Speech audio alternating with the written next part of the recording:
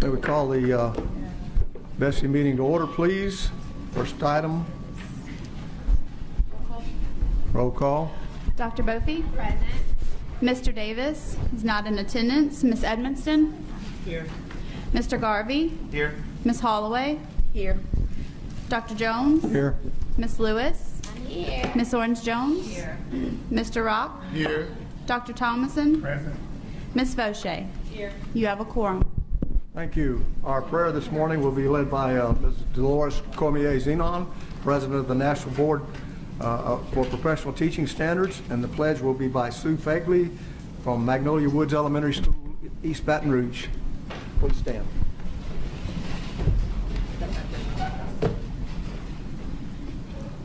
Heavenly Father, we pray that you will give us your gift of knowledge, that we might always make the best decisions for the good of all the children in Louisiana.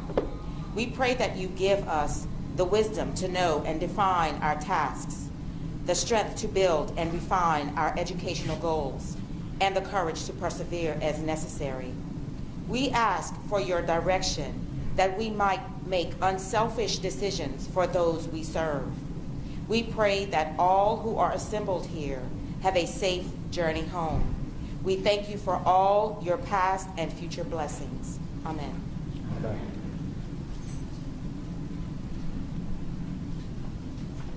I pledge allegiance to the flag of the United States of America and to the republic for which it stands, one nation, under God, indivisible, with liberty and justice for all.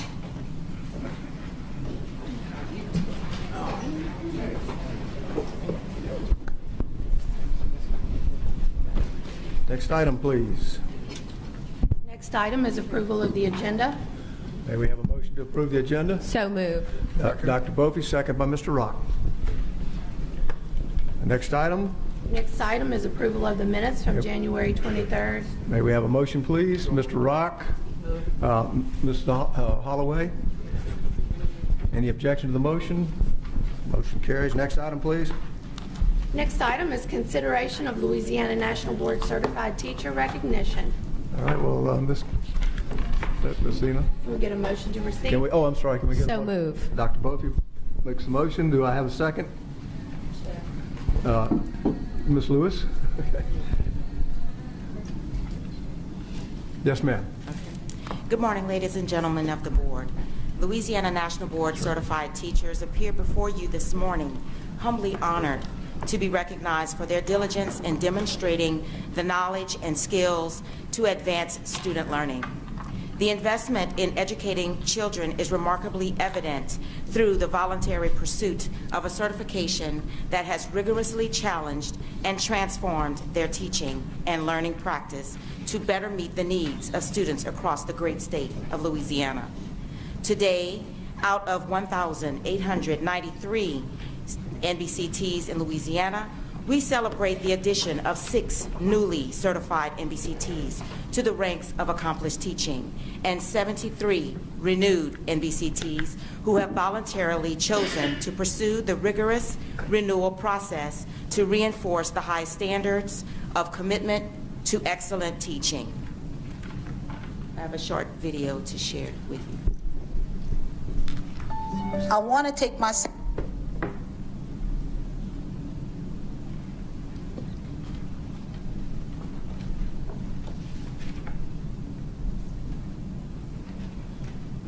to another level. I have this thing in my room where I tell the kids take it to the wall. So we'll go over whatever lesson and they can tell me whether I made the lesson relevant to them. When I write my lesson plan or when I grade papers, I like to give my students descriptive feedback, but I also give myself descriptive feedback. I ask my students to evaluate me. Every day I'm always asking myself, what is it that I did yesterday that I can do better today? I check myself before I come in the classroom. I really appreciate the National Board certification process because it kept me from burning out. My purpose here on earth is to connect with someone so we can exchange ideas and learn from each other. I grow from it, so in return, I want you to get something out of it. What I want to do now is pull you forward. Now we're going to look at our reflection. National Board certification process is a journey that you take within yourself to identify all the key components that it takes to make you a great teacher. And I guarantee you, I promise you, once the process starts, you won't be able to stop. It's going to make you a better person. That's going to make you a better teacher. That's going to make you feel proud of what you do. You know you've met the highest standards. You know that you've done everything you possibly can to put yourself in a position and say, here I am, I'm ready to change as a teacher to go to the next level. National Board is honored to share this news with you that on this day proclaimed as National Board Certified Teacher Day in Louisiana by Governor John Bell Edwards, we stand ready and willing to embrace an opportunity to partner with you, your present initiatives regarding teacher preparation, professional development, and mentorship. And I would be happy to meet with anyone to discuss how we could further be of support. We would also like to thank you for honoring the governor's request to grant teachers and support personnel a pay raise in the state of Louisiana.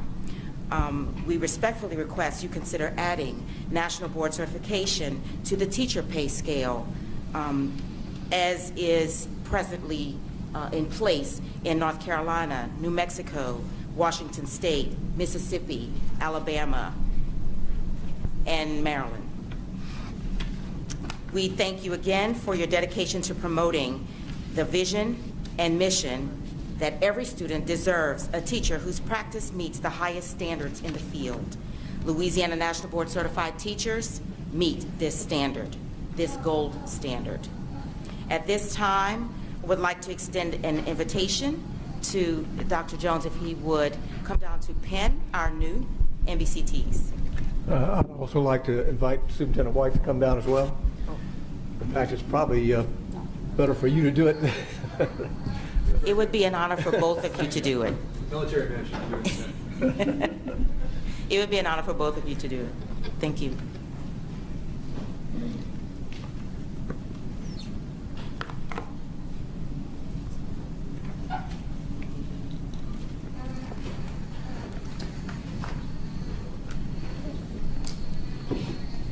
I have to tell y'all, in the old days in the military, when you got your airborne wings, the way they tend you don't want to be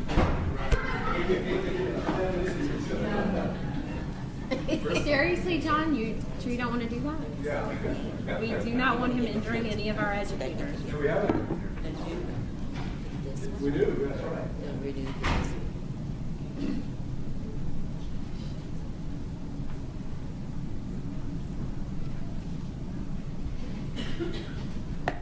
My name's Carly Tamor, and I work in Zachary Community School District. My certification is in early adolescent math.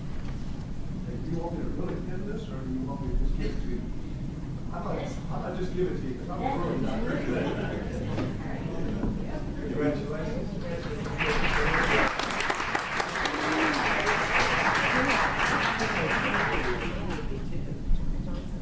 I'm not going to offer each of you an opportunity to decide what you want me to pin. I think you'll My name is Sue Feigley, and I'm at East Baton Rouge Parish Schools. I teach 4th grade ELE and social studies, and my certification level is in early middle literacy.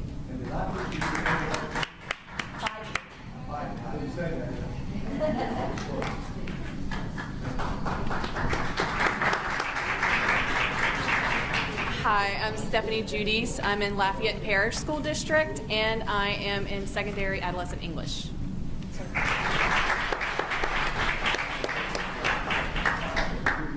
I am Cheryl Freyu. I teach in Iberia Parish in the Gifted program, and my certification is in secondary adolescent English.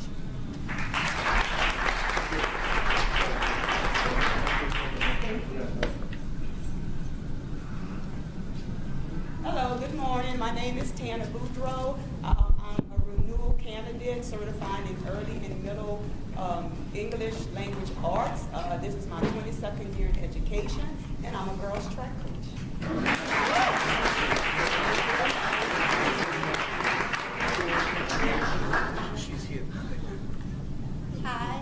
Elizabeth Jordan. I'm in Livingston Parish at Northside Elementary. I'm a pre-K teacher in early childhood, and I'm a renewal candidate, renewal as well.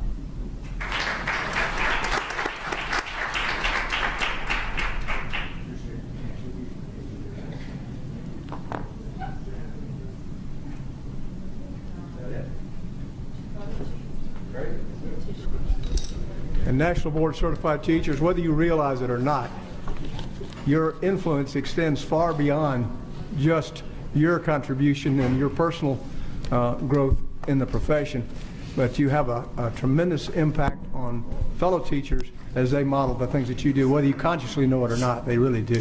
So I'm very pleased to have this newest group and the renewals on the other group. To the folks in the audience, you have no idea how long it takes to get this done and how much effort and personal time and so forth it puts into it. And I don't know of any divorces that have come out of it, but I'm sure there's some that are close. Okay.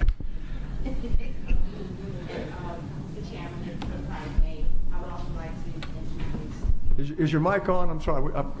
Is there a little green light on there? It is. Okay. I would like to take this opportunity to introduce the board for Network, Mr. Walter, Vice President, Brenda, okay, Lauren Jewett, if you would stand.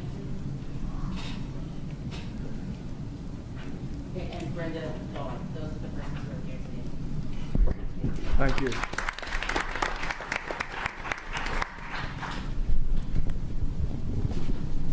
All right, next item, please.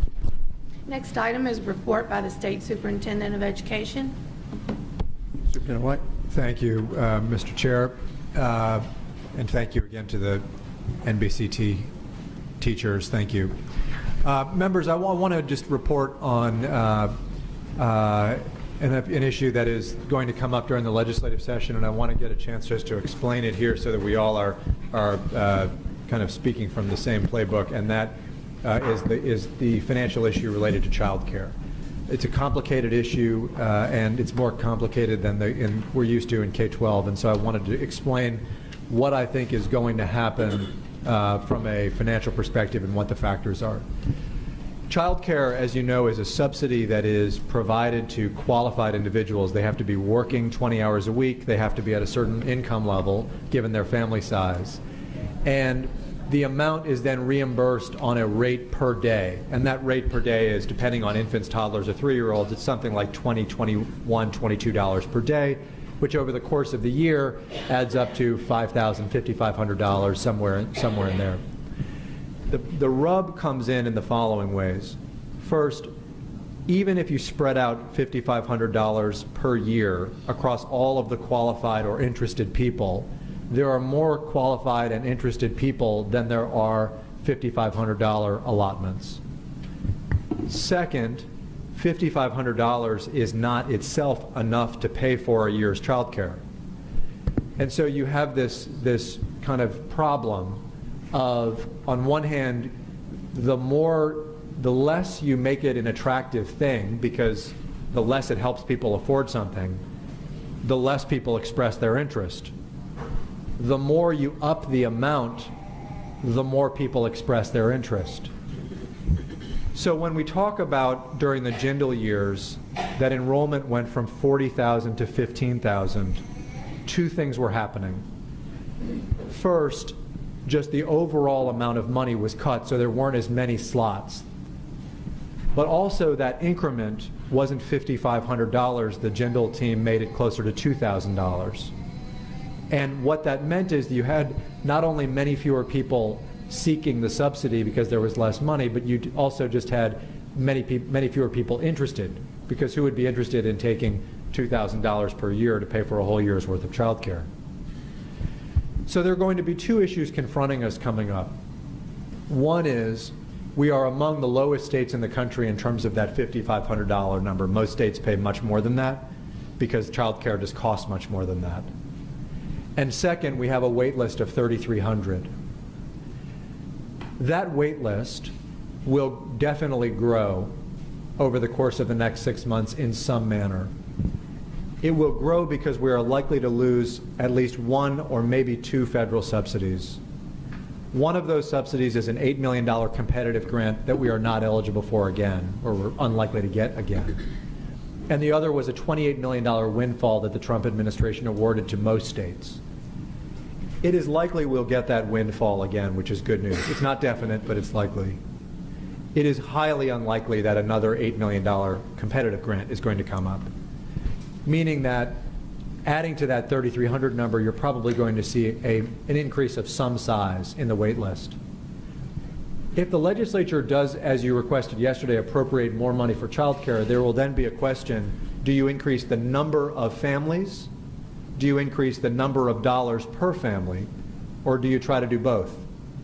Again, remembering that the more dollars per family, the more families will want it. But on the other hand, there are families who have already said, I want it now, and they're on a wait list.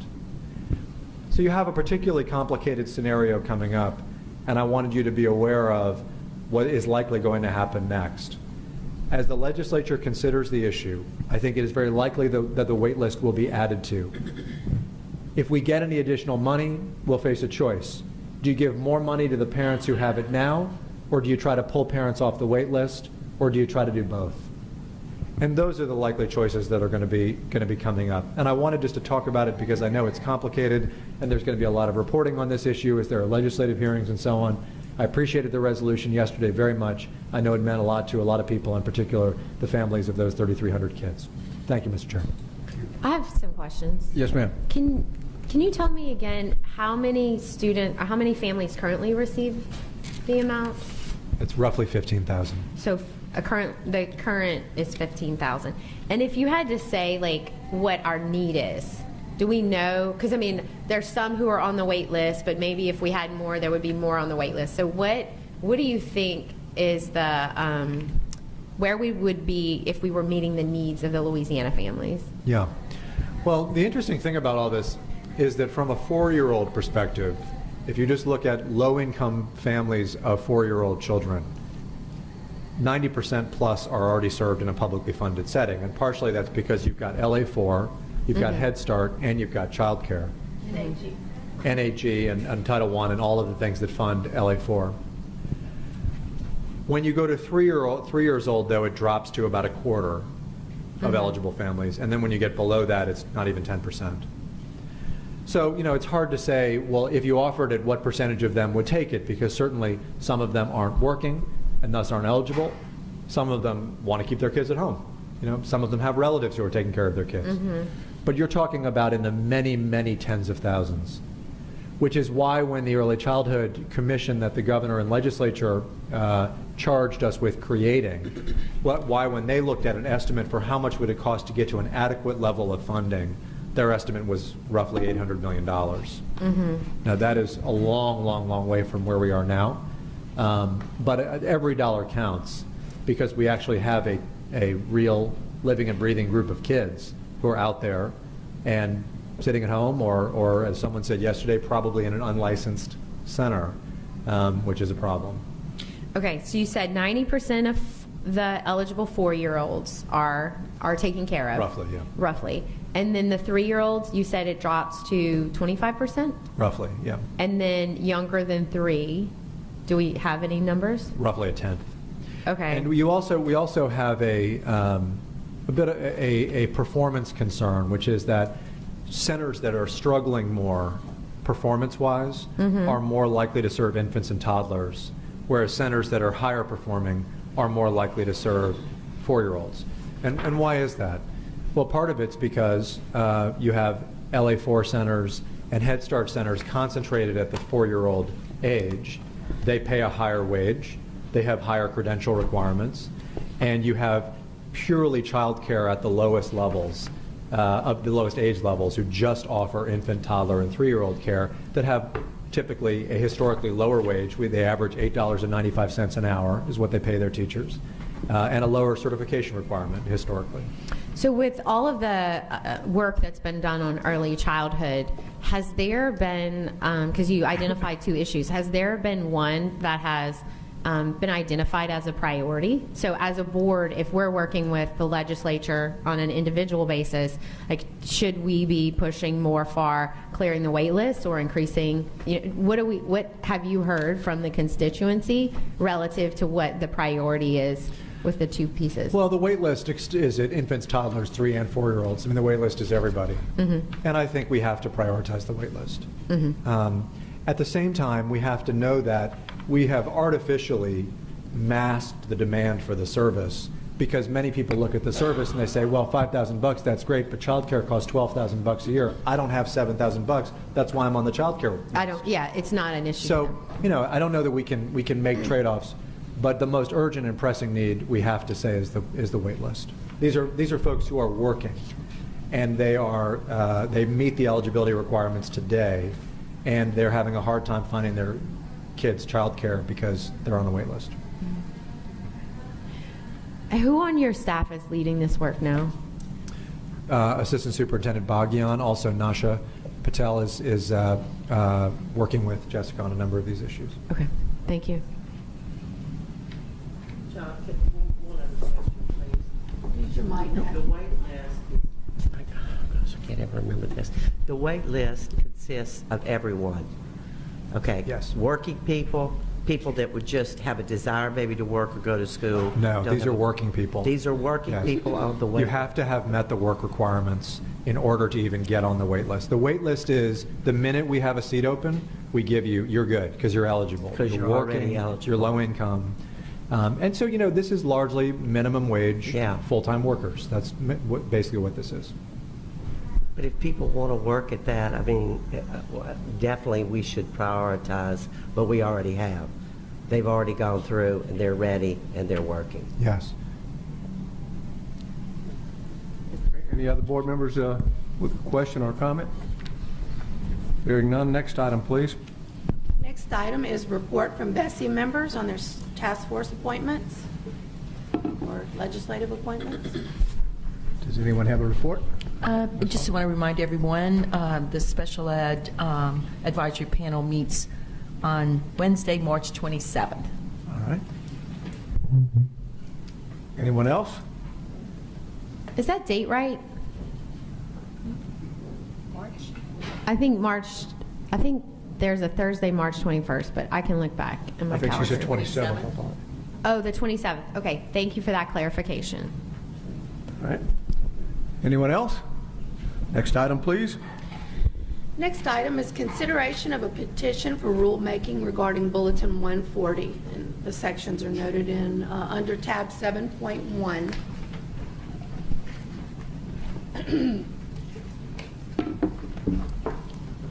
The department recommendation will need a recommendation to receive the report and to deny, defer, refer, or proceed with the rulemaking revision.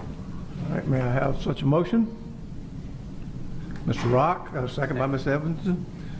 All right, I have some comment cards that are coming to the table, so let's take care of that and then we'll have a discussion. Would Cassandra Cole, representing Natchitoches Parish, Melissa White, representing Natchitoches Parish School Board, and I hope I get this right, Christella Matwire? Are you any kin to Mr. Rock? Ah, well, you just lost points right off the bat from the Natchitoches Parish School Board. And I don't know why I asked that question. There's no one named Matwire in Natchitoches Parish who's not kin to Mr. Rock. Okay, thank you guys for giving us the opportunity to speak. We are coming from Natchitoches Parish. I am the supervisor for early childhood. I have Melissa White, she's the coordinator, and Mrs. Christella Matwire as well. We just wanted to talk to you guys about some issues that we have still with this bulletin 140. The issue is not the Picard Center. The issue is how LDOE is utilized in the Picard Center. The Picard Center is a third-party entity, and that's fine. But we are also doing observations, local observations, and we know that if our scores are within 1 point, it's good. but we have no control over a teacher's day-to-day teaching. One day a teacher may be sick, the other day the teacher may not be sick. But we can only observe what we see. And based on observations, that's how we score our teachers. On the first section of it, it states that the third-party observers conduct no more than one observation per day. On November the 15th, 2019, at LP Bond, there were 2 observations done, one with a pre-K teacher, one with a kindergarten teacher. Also, I also wanted to find out what constitute extenuating circumstances. In the bullet, it stated the appeal process, that extenuating circumstances is another thing that they will look at. We had no knowledge of what constitute an appeal to be approved. The board has, not the board, the early childhood team has made that public now, and I'm grateful that we have this. But we were under the assumption that we were monitoring, or we were justifying our scores, not that we were defending what they are, because we have no control over what they saw that day. Also, I just want the board just to consider that there are a lot of entities that's going on, and as we know, that this is their livelihood, this is their life, and they're going to do whatever they have to do to make it. But I'm also an ethical person. I have morals, and I know that whatever I see is what I'm going to give them. But we need to look at to make sure that they have the right amount of students in that room, because I've been in a room where there were 21 students physically, 21 students on the roster, but half of the students weren't there. So they're trying to keep their scores, maintain their scores, and this is just a recent thing that I've observed. But as I stated before, we don't have a concern with the Picard Center because we know that there has to be some checks and balances, and I don't have a problem with that. We just have a problem with whatever we see is what we know. We have 2 people to come in. We have shadow scores. That's when 2 people come in and observe. But what we see is our evidence. And despite the plethora of evidence that we have to substantiate our scores, sometimes our scores are not indicative of what the Picard Center scores because they saw the teacher on another day. So I just think that we need to look at that, how we're doing that, and like other states are having third parties just to do the observations, period. So if we're going to use the Picard Center, I think we need to be a support system, use them as a support, we can be the support system and use them as the observer, and then we have the observation to observe them as well. But instead of us having to come in and our scores are trumped and their scores, because of their scores, send a teacher on a totally different day. I don't know what happened to the teacher at home. So we need to define what extenuating circumstances are, and then we need to find out what evidence would be used. What's the evidence that would be needed to substantiate what an extenuating circumstance is? Dr. Jones. Please. Questions?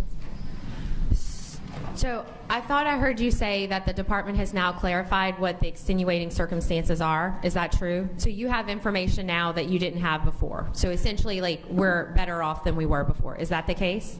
Okay, so we had a chance to talk to the early childhood team. And they did clarify the appeals process and guidelines. That's something that was not there in place. But it says on Bulletin 5 that the lead agency cites a disaster or extenuating circumstances that occurs. So my question to the lead agent, to the team, is what constitutes an extenuating circumstance?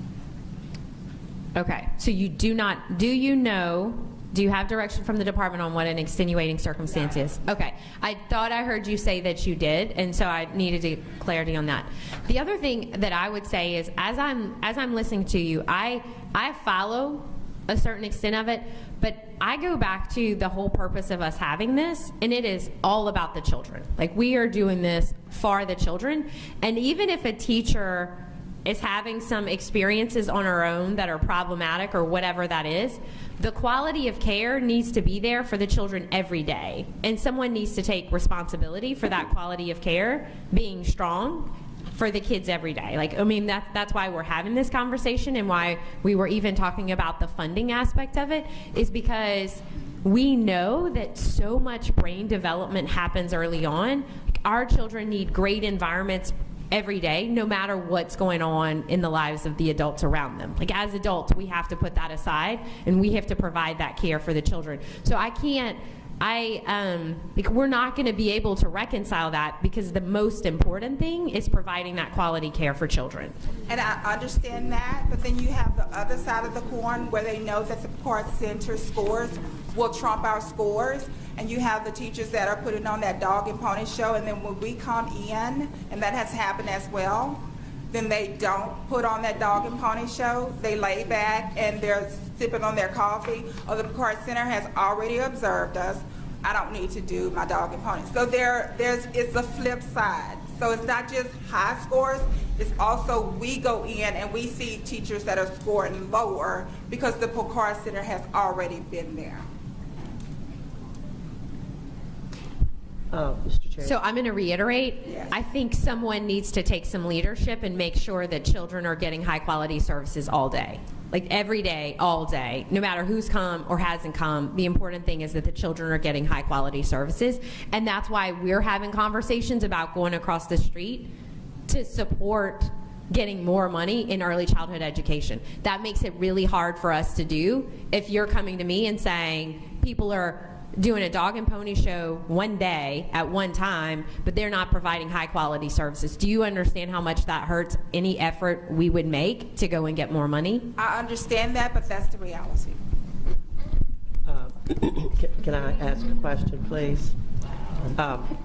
I understand what you're saying, and I'm asking you, other than to help define the extenuating circumstances, is that pretty much what you're asking for in light of what Dr. Mafi just said and the system that's set up? I'm also asking that if you guys are doing, if we're using the Picard Center, and I don't want to be I'm not a troublemaker. Yeah. But we've been doing this for 4 years, and my scores, and I'm going to put this on the record, my scores have never been trumped. My scores have always aligned with it. So it's not like I don't know what quality teaching is.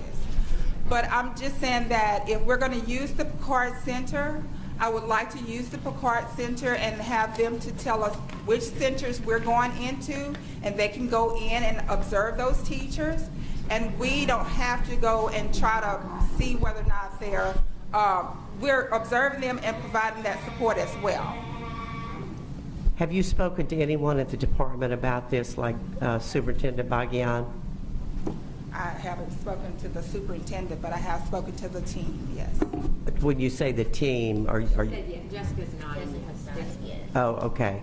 Would it be appropriate, Jessica, for her to be able to call you and talk to you about this? Oh, you've spoken before?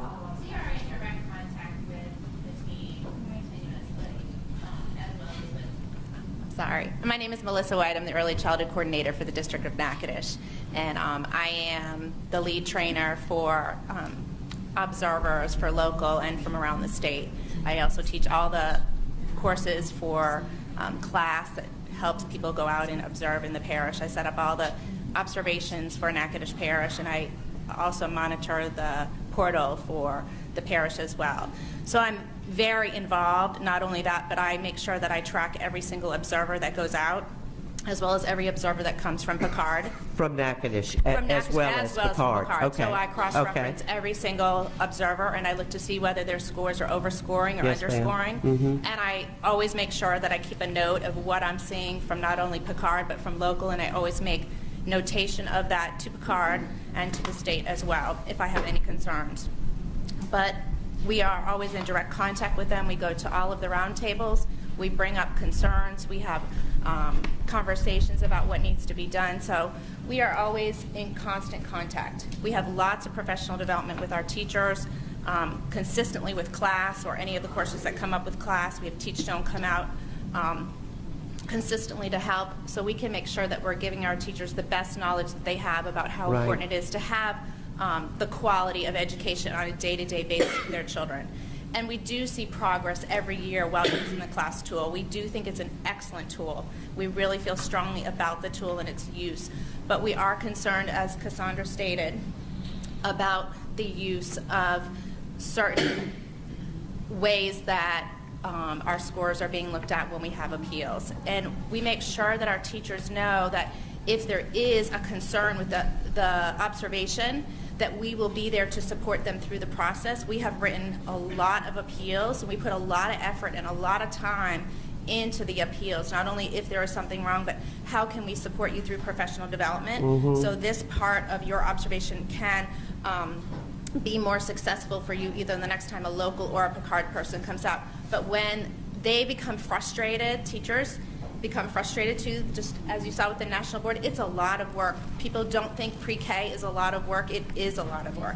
And of course, when Act 3 came out in 2011 and things started to come up for early childhood every year, something new is put on the table for early childhood to do, they are exhausted. And when they hear Picard is coming, they just get so nervous.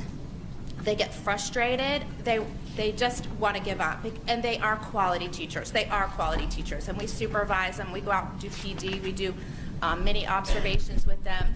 But yes, as Cassandra stated, we just feel very strongly about looking at how the scores are used and trumped. Because at this point, we feel like we're writing appeals, but nothing is accepted. And so we feel like if we're supporting our teachers and we want to support them and say, hey, you got this score, but we're going to help you because we don't think maybe this was legitimate, or then we don't want everyone accepted, but the ones we feel very strongly about. So how many appeals would you say you have per time that you're being evaluated? Not you, but last year we had 11. 11 in a year? That's the average. And none were accepted? One. But when I started looking at the process, I realized that the process, when I was reading over this, the Picard Center, if our scores, and this is 2 people, and I was involved, and as I stated before, when I went to observe, my scores have never been trumped. But when I went to observe with another teacher, with another observer, we saw the same thing. We provided a plethora of information to substantiate our scores on that day. The Picard Center came in a day after that. The teacher was sick. That's why I asked what constitute extenuating circumstances. Will she have to have a doctor's excuse? But the teacher was sick. She didn't do so well. So our scores were not considered, because in order for your appeals to be approved, A, the Picard Center must follow the protocol, and B, there should be no, I want to make sure I'm quoting it right. The third-party notes and booklets should align with what her scores are. So are you quoting policy, or are you quoting guidelines? I just want for the boards. This is coming straight from the agency response, and I think it's like the guidelines that they quoted. Okay. Yeah, I want us to, we're considering policy. I just don't want the guidelines to get convoluted with the policy. If the appeal was approved, if appeals are approved, if the third-party protocol was not violated, and if the notes meet the scores. I think we still have one other lady to speak. Okay, I just want to say, just kind of supporting what these 2 ladies were saying. Can you move the microphone up a little bit? Okay, is that better? Yeah, just pull it towards you a little bit there. Okay, so it's not that we are totally against this. We just feel like it's time that this is revisited because of the things that we reported in the petition. Like our concerns were with the Picard observers, how far they have to travel, whether or not once they get into the centers, if they're fatigued, you know, because when you're doing these observations, you have to be really focused and really paying attention to everything. And I don't know if any of you have experienced being in a classroom with 3- and 4-year-olds. They're all over the place. So you're just constantly moving, constantly looking, and you have to be really focused in on what you're seeing. And that, you know, when we do submit these appeals, we want to feel assured that the time is being taken to actually read them and go through them and make a wise decision as far as whether or not they should be granted or not. Because like they said, we submitted, 11, and only 1 was granted, but this was after we were told that our appeals weren't received. We actually go back and resubmit them, okay? So, and then the turnaround was really quick. So the fact that the turnaround was really quick, it just like, okay, so, and we know we're turning in, you know, documentation, okay? So how is this turned around so quick? Did you actually take the time out and read through this and really give it some consideration? And was there a rubric that was used to grade these appeals, okay? So we're just trying to make sure that everything is fair across the board, because we are providing high quality early childhood in Natchitoches Parish. I'm the program director for Head Start. I taught school almost 20 years, so I know what goes on in the classroom, and these 2 ladies as well. So we were here. The whole point of us being here is to make sure that everything is done like it should be, basically. Okay, let me see if I'm understanding exactly what's happening. My understanding of what we're doing here when we look at this is really we're looking at policy. Most of what I've heard described today is procedure rather than policy. So Superintendent White, it would appear to me that, and by the way, I don't want to discourage anyone from doing what you're doing. I think that's what we need to do, is come and put everything out there and be honest and open and transparent about it. But if I'm understanding what's actually happening here, your complaints are not with the policies, your complaints are with how the policies are actually being carried out. Is that an accurate assessment?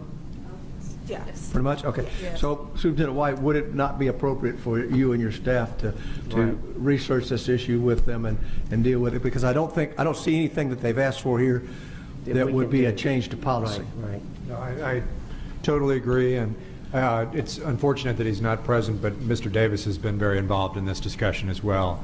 So I appreciate him working with our team and with the team in Natchitoches very much. And there are some areas where the protocols could be improved, and I appreciate you pointing them out. For example, a little bit more transparency as to the process regarding how the appeals are or not granted. For example, a receipt that could be sent to demonstrate that it's been received, when it's been received, and so on and so forth. So I think all those things are very valid, and appreciate very much your bringing Thank you, ladies, very much. Okay. All right, I want to explain to you what's going to happen here. I don't want you to be offended when it happens. But first, we have a motion on the floor to receive the report, so we'll do that. And then there's probably going to be a motion to deny, because this is not actually a change to the policy. So I don't want you to be offended if that motion carries. I want you to understand what the process is. Are you okay with that? Clear with it? Yeah, I'm okay with that. I just needed to get some clarification as far as trying to get some transparency, trying to clear up some of these verbiage. Okay. How is that going to? All right, that's why I turned it to Superintendent White. That's actually a departmental action that he'll get with you and coordinate that part here. Okay, we're kind of the overarching part. That's fine. Okay. Does that work all right? Yes, fine. Thank you. We have a motion on the floor to receive the report. Do we have any objection to that motion?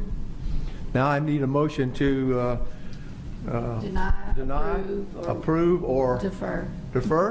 So I move to deny. All right, we have a motion to deny. Do we have a second? Ms. Holloway seconds the motion. Do we have any discussion by the board? Any opposition? Hearing none, the motion carries. Thank you, ladies. Where did you? Oh, you're already gone there. Thank you so much. And for the audience in general, the rulemaking process is kind of new to us, that gives folks the ability to come and do that. So thank you. You're one of our test makers on that. Thank you. Next item, please. Next item, Board Committee Reports, 8.1, Academic Goals and Instructional Improvement Committee, Dr. Bofi. On behalf of the Academic Goals and Instructional Improvement Committee, I move to approve motions 1 through 23, noting that motion 22 is a notice of intent. All right, do we have a second to that motion? Mr. Garvey seconds it. And before we take action on it, we have some folks that would like to speak on it. As I call your name, would you please come to the table here?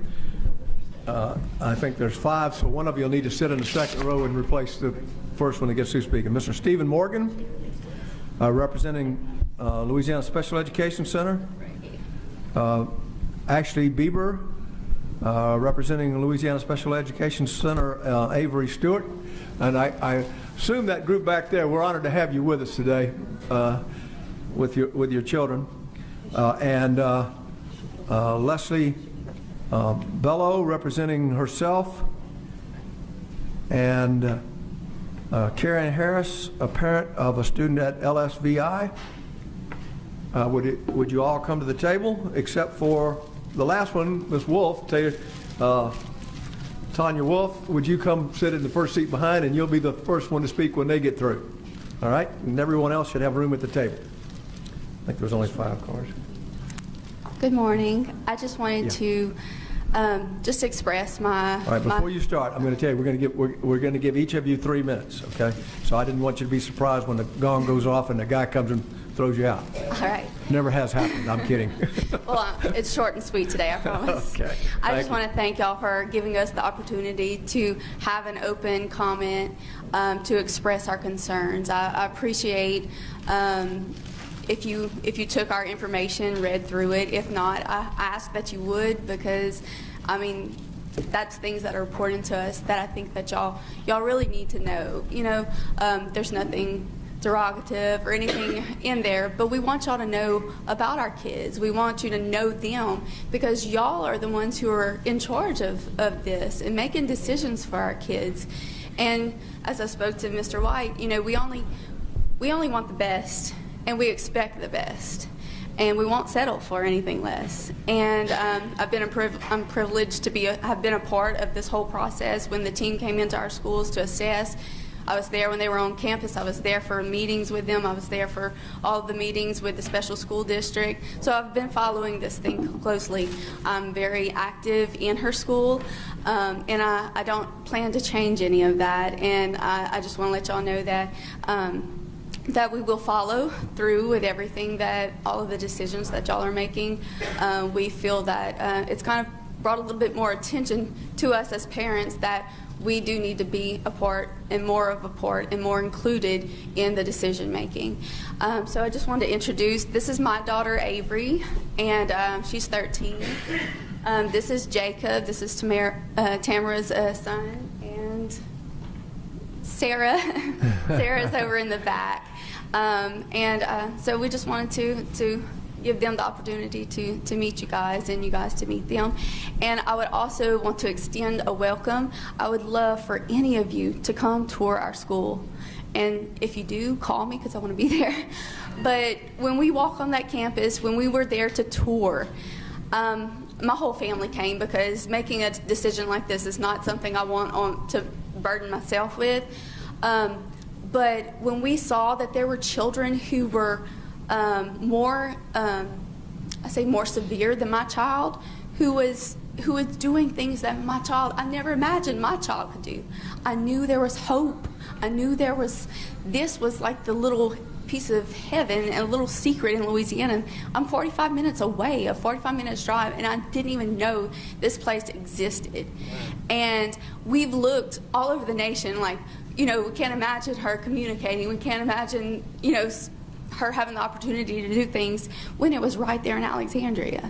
And I think it's almost a disservice to the public school system to not know about this, because I know it was at the right time. It was all God's timing, and when we went, but we questioned ourselves, my husband and I. Was like, if we had known this when she was 5, how much progress would she have made by 13 or 11 whenever she went in there? So I just wanted to bring that up to you guys, and I just wanted to thank you from the bottom of my heart. And we will be keeping up with everything that goes on, but we'd love to have y'all on campus so that y'all can see what our kids can do. Thank you, and it's nice to be able to associate a person with the letter. So, thank you. Yes, sir, Mr. Morgan. My name is Steve Morgan. I am from New Orleans, Louisiana. I am a grandparent of a child at the Louisiana Special Education Center. 2 years ago, when my son and daughter-in-law decided to find a place, they've been looking long before that, when they decided to place her at Louisiana Special Education Center, my wife and I were totally opposed. Do not institutionalize my grandchild. Louisiana Special Education Center is the absolute best thing that has ever happened to Miss Adeline. The care, the love, and the attention that she receives there is phenomenal. The people on the staff, her name is Addie to them. They take a personal interest.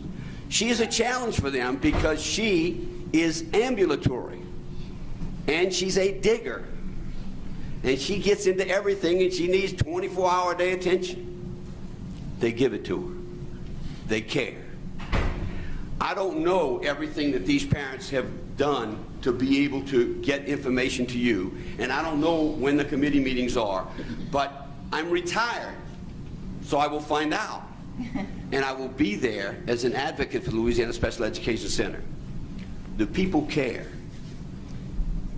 My concerns are with some of the potential changes in funding, curriculum, and leadership.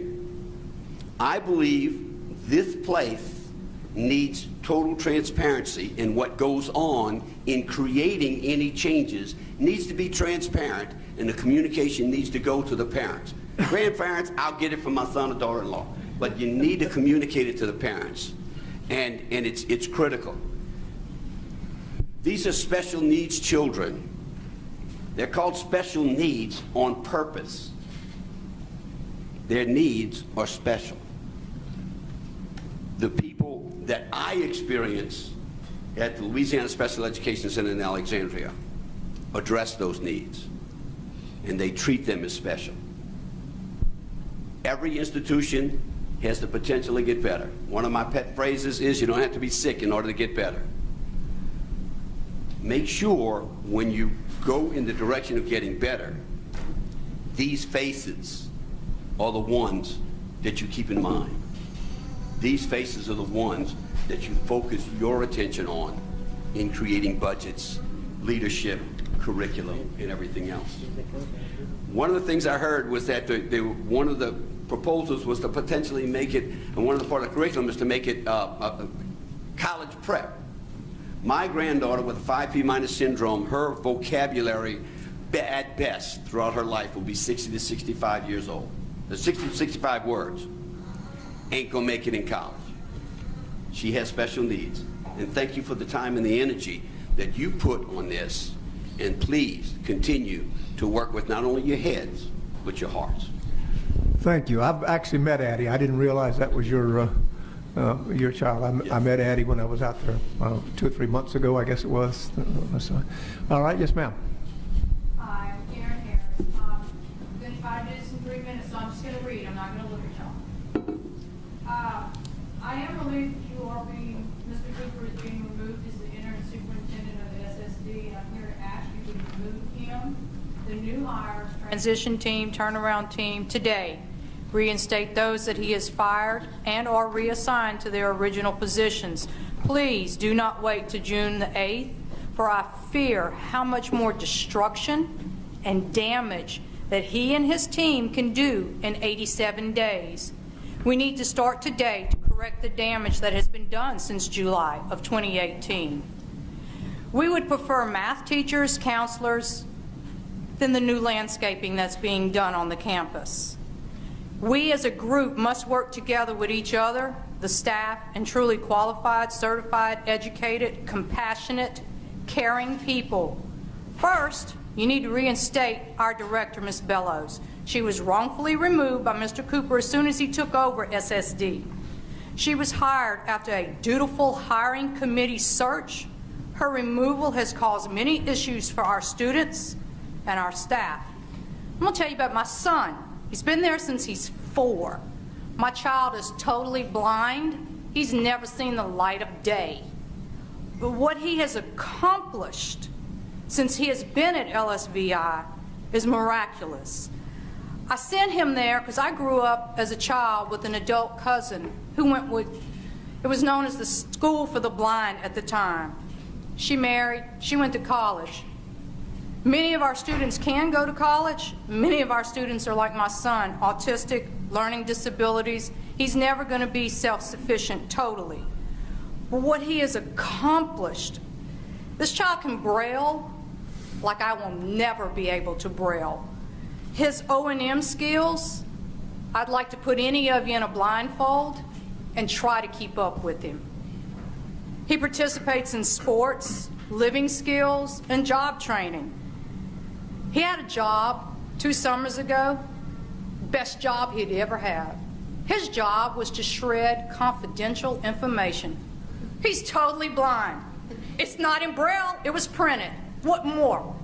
So you need to understand that these children cannot always do what your cookie cutter perfect little family can, but they can accomplish many things given the correct instruction and care.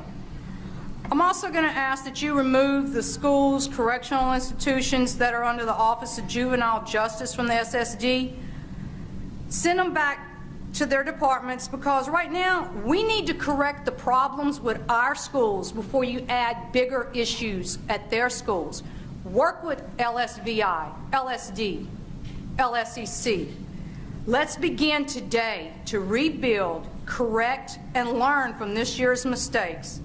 Work together with the parents and the staff to build the SSD and LSVI, LSD, and LSEC into the amazing schools and the special needs school district that I believe we can have and be. Thank you. Ms. Bello. Thank you, Karen. I appreciate what you've said. Also, I am very proud of your son. He has done amazing things at LSVI.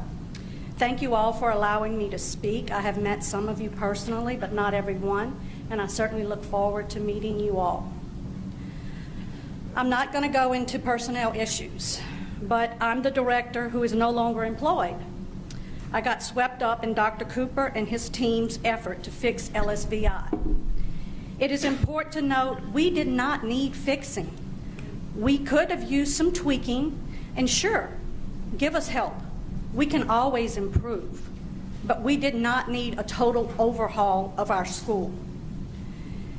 LSVI was swept up in all the chaos. We're on the same campus as LSD. We were swept in together. Very little has been said about LSVI through all of this. I've heard about LSEC, I've heard about LSD, I've heard about OJJ, I've heard about all of this, but there's not been a lot said about LSVI, and that seems to happen all the time. We seem to always be in the background. Our scores speak for themselves. We were a top gain school twice under my leadership. Bobby Simpson and I worked together over the past 10 years to make LSVI an extraordinary, respected school in the state of Louisiana for VI education. We had people, parishes, teachers, coming to us, asking us how to do things. And that's exactly the way it should be. We don't need special centers. We have LSVI. We are the experts. When Dr. Cooper's team came in, experts were not consulted. No one was. It's very difficult to find teachers and employees who are trained in VI instruction. Why couldn't we be asked before it was all taken over? I'm proud of our accomplishments this past year. We were less than 1 point away from being a C school. That's big. We are 100% special ed. We take the same test as all the other kids in this state, and we were 1 point or less than 1 point away from being a C. We have to be doing something right. Nobody looked at it. Nobody thought about it. We were just taken over. We follow the same guidelines in testing and curriculum as other schools do. And Mr. White, we do have curricula across the board for LSVI, and it is prepared in Braille and large print. So we do have that, and that has been in place, and it is Tier 1 curriculum. I agree that that curriculum is very important in a school, but it's not everything. There are so many other parts. There's more to running a school. There's discipline, there's morale, there's tradition, and other things that make a great school. Over the past several months, I've received several requests for letters of recommendation from teachers at LSVI. They're leaving. These teachers are VI certified. That is a rare find, but they're wanting to leave because they are not happy with the state of the school now. I'm asking you to think about everything I've said today. LSVI needs a director to continue leading this successful school. I can honestly say these students are dear to my heart. Many people say it's all about the kids. I don't think they really know what it means to be all about the kids. I do. Thank you for your time, and I'd be happy to answer any questions. Thank you. Okay. What percentage of students at LSVI have a disability in addition to their visual impairment? I don't have that information in front of me, but I can tell you there is a large number. I'd be happy to get that. Could you guess for me? Karen. Well, I don't know if she can get it for you. Right. She's no longer. Yeah, I don't know that you should be getting it for me. No, that's right. And thank you. I really, there are, we do have, I would say, we have 70 roughly kids enrolled, and I would say we have about 40 that have other disabilities. You guys need to meet our children. Before you go and just make all of these rules and regulations and set all of this stuff in motion, you gotta meet them. I travel with the sports teams. Any activity those children do, out of my pocket. I go, I watch, I participate. When I walk on that campus, the majority of the children call me Mama Karen or Mom. Why? Because I care, not just about mine. I care about all of them. Okay, thank If you don't live it, you need to come and see it. Right, but before I take any more comments, I want to remind the board and the audience in general that BESE's role in this is largely limited because this is actually under the State Department of Education. We supervise and hire the superintendent, but basically I want to be careful that we don't get too deeply into what's his responsibility in his area. And so, okay, now, go ahead. I still have something to say. For all of you out here, all of you, I have a son that has Down syndrome. He's 36. So I know exactly where you parents are coming from. So I want you to know that I will visit all of your campuses. I haven't done that yet, but I do plan to do it. I have planned to do it, I just haven't, but I will. And you know, someone talked about timing. This timing is very important because we started this process, John, a couple of years ago, listening to the people who had concerns, and we're still in that process. We're not perfect, we haven't done everything yet, but we're still working. A lot of the things that y'all have suggested probably will come to pass. So I'm just telling you that please don't think because we haven't been there that we don't care. And I understand exactly where you're coming from. And I believe that parental input is extremely important. So you have my commitment that I'll make sure that we get that parental commitment. Like Dr. Jones says, there's nothing that we can do right now, but I'm glad that you came. I'm glad that you expressed yourselves, and we appreciate all of you and certainly your children. May I say one more thing? Yes, ma'am. I want to make sure you understand that I'm here today because I feel like I needed to verify who I am, because I think you've all heard my name recently, and I want you to know I didn't do anything wrong, and I'm here to let you know I appreciate your support, and I'd like to thank the couple of you who've been to our school and do invite you all to come. All right, Ms. Lewis. First of all, I just really wanted to thank all the parents, administrators, just different people that have really taken time out to come and really share your stories, share your experiences. The special school district has definitely been on my radar since I've been on BESE.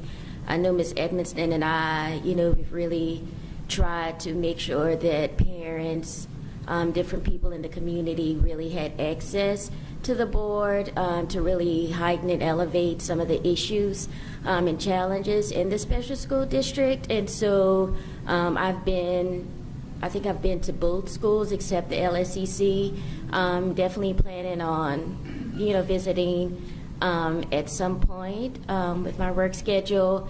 But that was one of the reasons why I actually put the agenda on our committee last week, because we get all these emails and calls, right? And as a public servant, we should be responsive to that, right? And so I just wanted to tell you that the special school district, is definitely a priority of this board to really try to move that whole district forward. And, even as, Ms. Edmonston said, just because we haven't been to all the facilities, that doesn't mean that this board doesn't prioritize and think those kids in the special school district, are any less important than all the other 69 plus, school districts in Louisiana. And so I just wanted to personally say that we're listening, and change takes time, right? But we just need to make sure that we're strategic and intentional about those decisions that we're making moving forward,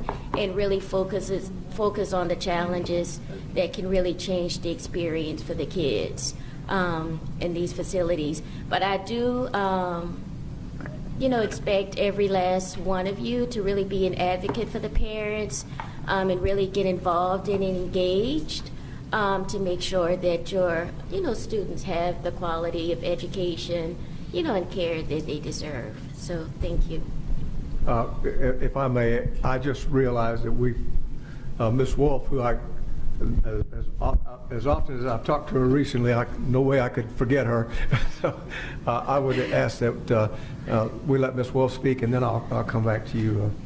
I promise you'll forget me for a couple of weeks. I'm taking a break. I'm Tammy, and this is my son Jacob, who is the surviving twin. His brother was Aaron, that lived 50 days. As one good thing that's going to come out of this whole process, this is going to be a wonderful thing that'll come out of this, is that we will have a formal parent group. We had lacked that. One thing that the school does wonderfully, they take such good care of our children that we do doctors and we do home visits, and we're doing all the other stuff, and we haven't really connected to each other like we could. And that's been a wonderful thing to find another parent that had twins and lost one, and another parent that has the same kind of abilities and stuff, because we don't get to share that as much when we're in the school setting. So today I just want to say thank you to Superintendent John White and his attention, and Dr. Jones and the BESE board members for every answer of our phone calls. Thank you for realizing that issues had occurred, that things needed to be looked at, because you are the overseeing body. It's the school, and then this is the Department of Education, and then y'all. So thank you for that. Thank you to the BESE board staff. Y'all were wonderful in informing us and hand-holding us through the process. Just so professional and so understandable, and thank you so much for all of the information that you gave us. And thank you to our staff at the Louisiana Special Education Center for the excellent care that you give all of our children every day. I would like for us to take a picture with the children and the staff and the BESE board, if that's possible. I know that we're on time. We can do that, but we do charge. We do charge. I mean, there's a fee that goes with it. Okay, well, I think we. And I want to say that to all of you, you have been faithful, because when I was sick, you visited me. When I was naked, you clothed me. And when I was in the prison of my disabled body, you visited me. So as parents, we say to the staff at our school, well done. To the board members, well done. To the President Jones, well done. And to Mr. White, Dr. White, well done. Thank you very, very much. We appreciate all you do for every student, but especially for ours. We'll now get Ms. Orange Jones to moment to speak, and then when we get all through, we will come down and make a picture with you. Thank you. All right, Ms. I want to second what my board colleagues have already said, and I for a moment thought maybe not speaking because it's been said, but I don't think we can really express enough the gratitude that we have, that I personally have, for you taking the time, particularly the parents, to come and share your perspectives, share your voice, your advocacy, your love for your children is palpable. And I think while, as it's been mentioned, some of the challenges that the school is experiencing, which I think there's a game plan to help alleviate, certainly are outside of the purview of what BESE can do tomorrow, your voice contributes greatly to helping all of us be better prepared to serve in the roles that we serve. You play a very powerful voice as parents in helping to educate us in what are the most acute, important issues facing you and your children. And I cannot thank you enough for taking the time out of your lives to come and share that with us, and by extension with all of us, candidly. It's been extremely helpful. And and for me personally as an educator and a policy leader in this work, I personally have been quite impacted by your testimony, and I want to thank you for that. And I want to take the time to say, Ms. Edmondson, I will join you. So I know, Ms. Lewis, you may be as well, but when you do decide, I'd like to come as well to visit the schools as well. So thank you very much. Call me anytime. You all got my number. I'll meet y'all. I'll introduce you to some wonderful kids. Yeah, thank you. Yes, thank you, Dr. Jones. We all know there's calmness after the storm, but that's if you can make it through that storm, and your strategies and your skills and procedures of however you decide to make it through the storm, there will be calmness. And so you have to be reassured that calmness will come. So in saying all that, we want you to know, as my colleagues have expressed, you are advocates as well as we are. And as an educator in this area that I advocate for with special needs, do know that the Special Ed Advisory Panel is very well aware of you out there, and we have made great strides in going to different places to visit, to have our meetings. And I know, Jamie, you're here. Jamie Wong has made some effort. We were at the Special School for the Deaf a month ago, and we're getting ready to go back, and also to visit the School for the Blind and other areas, hopefully Alexandria and et cetera. So it is on our list, and we're looking forward to visiting with you and helping you get through the storm, because we all want to be calm in the day to come for your children's sake. Thank you. Any other board members? If not, we'll take a moment and come down, and if you'd like to bring the children down to the front, we'll be glad to take a picture with you. Okay, so we have a motion and a second. We have a motion and a second, and unfortunately, I'm one of those people that's just too emotional. I get teary-eyed when I go past the flag at the post office. So, but sometimes good things come out of difficult situations, and I think this may be one of them. That's good. All right, we have a motion. You remind me what the motion is that we have. Approve the minutes. A motion to approve the minutes. For the academic goals and the struggle. We're back to that now. That's all right. We're back where we started. Okay, we have a motion to approve the minutes. And what about the recommendation? Everything. Everything's clear? Yeah. Okay. Any objection to the motion? If nobody says no, then we'll get this cleared. So, okay, next one. Next is Administration and Finance Committee. Ms. Bochet.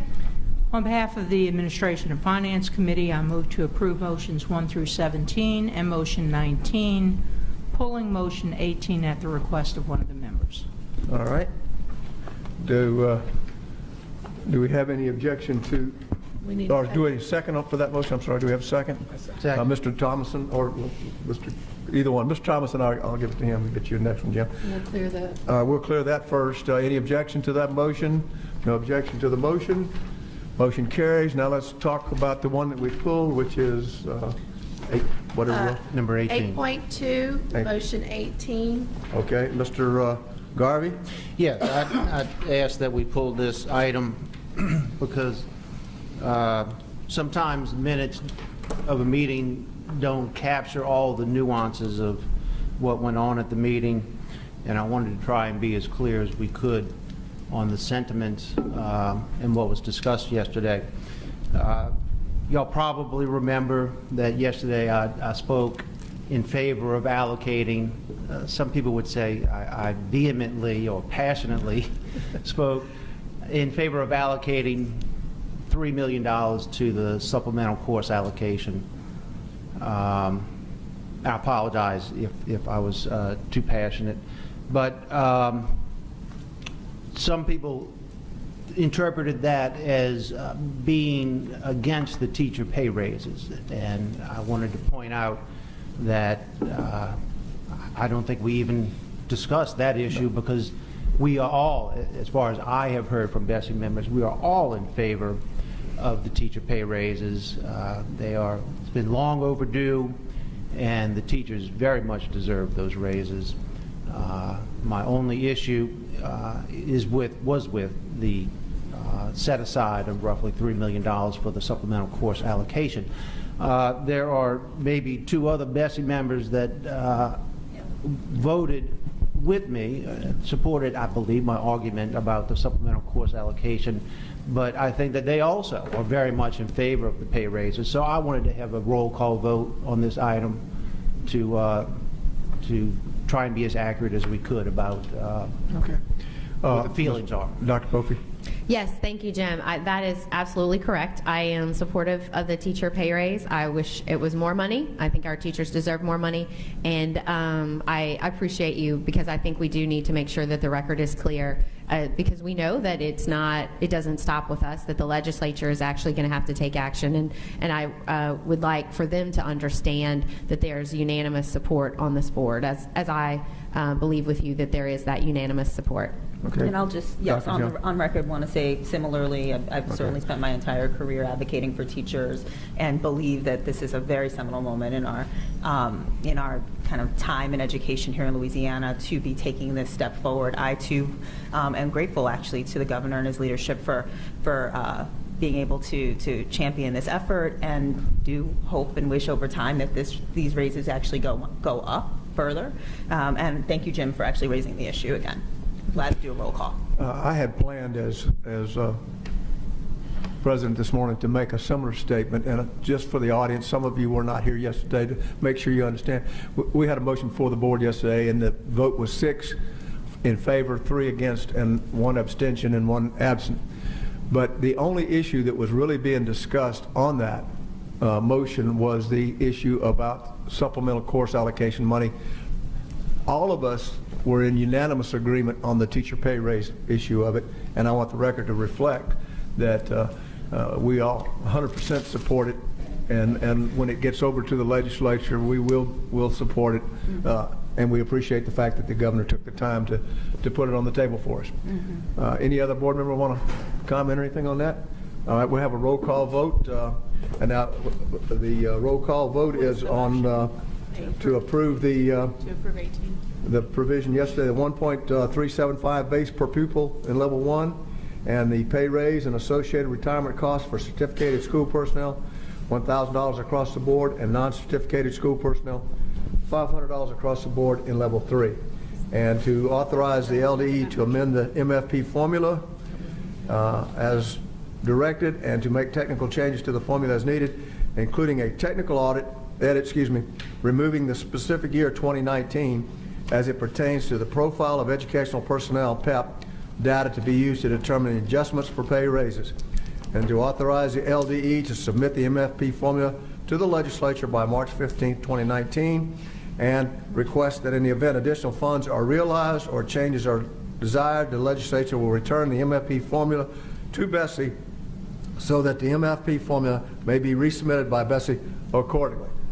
All right, any question? Can we get a second? Do I have a second, please? Okay. How about a second, third, fourth, fifth, sixth, and seventh? We got, well, all the way to 11. Okay, Mr. Rock was the first hand I say, so I'll give that to him. All right, any... roll call vote. Roll call vote. No more discussion before we go? Okay, roll call vote, please. Dr. Bofi? Yes. Mr. Davis is not in attendance. Ms. Edmonston? Yes. Mr. Garvey? Yes. Ms. Holloway? Yes. Ms. Lewis? Yes. Ms. Orange-Jones? Yes. Mr. Rock? Yes. Dr. Thomason? Yes. Ms. Boucher? Yes. And Dr. Jones, would you like to? I would like to vote yes. Next item, please. 10 yeses. Okay. Next item, 8.3, Educator Effectiveness Committee. That would be Ms. Holloway. On behalf of the Educator Effectiveness Committee, I move to approve motions 1 through 10, noting that motions 4 through 7 are notices of intent. We have a, okay, I'm going to get Mr. Thomason this time as the second. Any discussion by the board? Wait.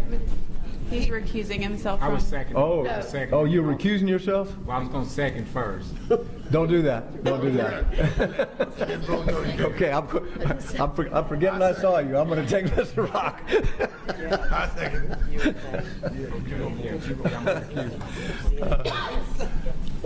it. Okay, I'm not going to go any further. All right, we have a motion and a second. And you were recused. And Dr. Thomason is going to recuse himself. Motion 1. All right. Anyone else? All right. Any objection to the motion? Hearing none, motion carries. Next item. Next item, School Innovation and Turnaround Committee, Ms. Orange-Jones. On behalf of School Innovation and Turnaround Committee, I move to approve motion 1. Second, please. Ms. Holloway. Any discussion? Any objection to the motion? Hearing none, motion carries. Next item, please. That concludes your agenda. All right, thank you.